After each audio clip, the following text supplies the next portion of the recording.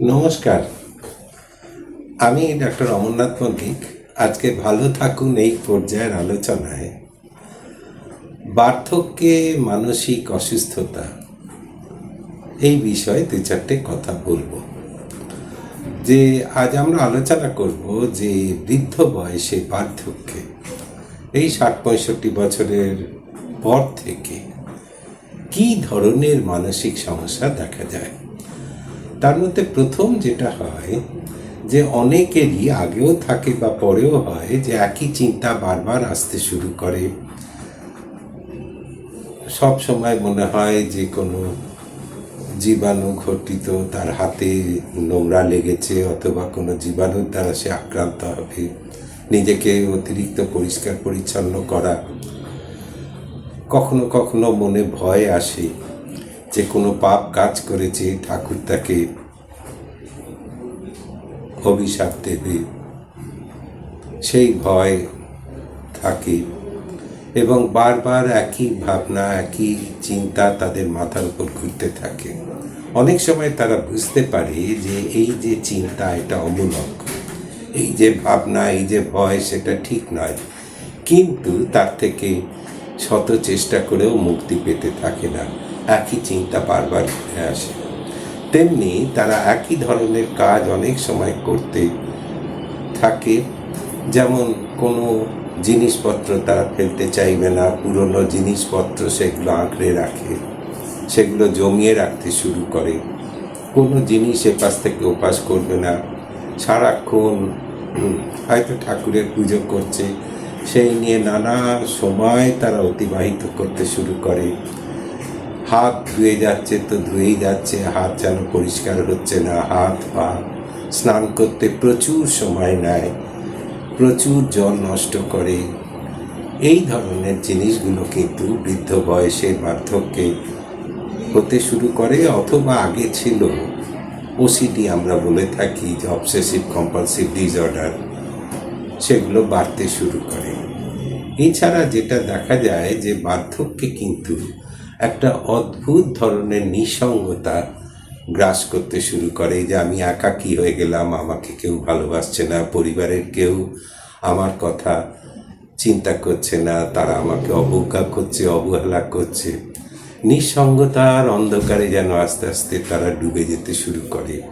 যেহেতু তাদের কাজকর্ম অনেকটা কমে যায়, কাজের পরিধি কমে যায় এবং স্বাভাবিকভাবে ছেলে মেয়ে বা যারা আত্মীয় স্বজন তারা বিভিন্ন কাজে কর্মে ব্যস্ত থাকে, ইচ্ছে থাকলেও তারা হয়তো সবসময় তাদের সঙ্গ দিতে পারে না, কথাবার্তা সেইভাবে বলতে পারে না। এর জন্য একটা অদ্ভুত ধরনের নিঃসঙ্গতা, একাকিত্ব গ্রাস করতে শুরু করে।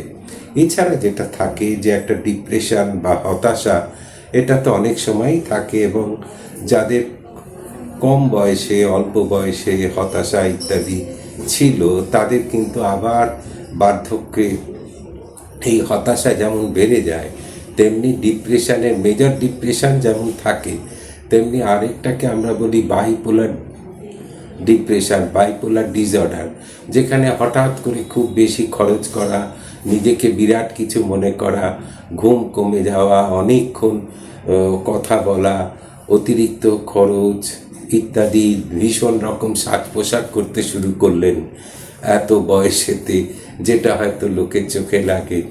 এই ম্যানিক ফেজও অনেক সময় দেখা যায়।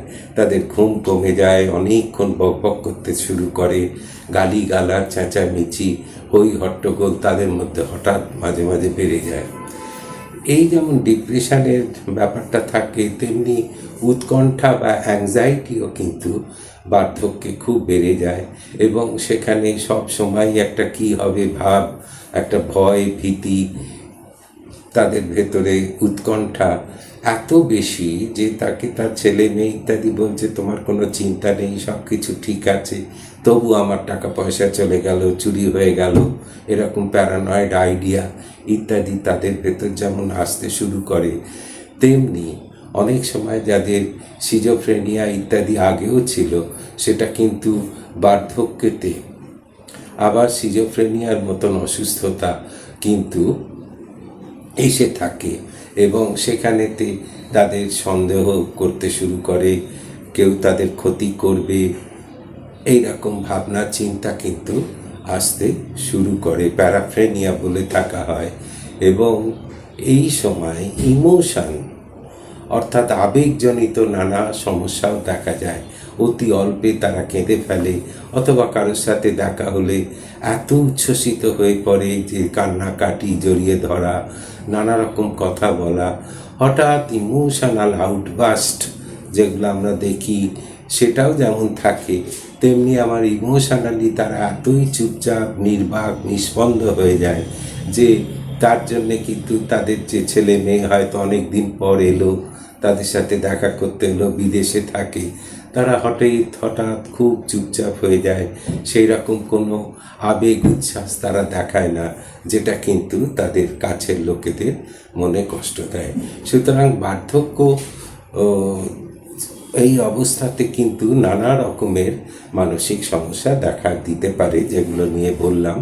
এবং এর জন্যে উপযুক্ত ব্যবস্থা যদি নেওয়া যায়, চিকিৎসকের, মনোচিকিৎসকদের পরামর্শ নেওয়া যায়, এবং কিছুটা সহায়তা যদি কাউন্সেলিং ইত্যাদি করা যায়, সিবিটি বলে, কগনিটিভ বিহেভিয়ার থেরাপি, তাহলে কিন্তু এনাদের এই ধরনের সমস্যার থেকে মুক্ত করা যায় এবং তারা সুন্দরভাবে তাদের এই যে বার্ধক্যের যে জীবন, সেটাকে কিন্তু তারা উপভোগ করতে পারেন। নমস্কার।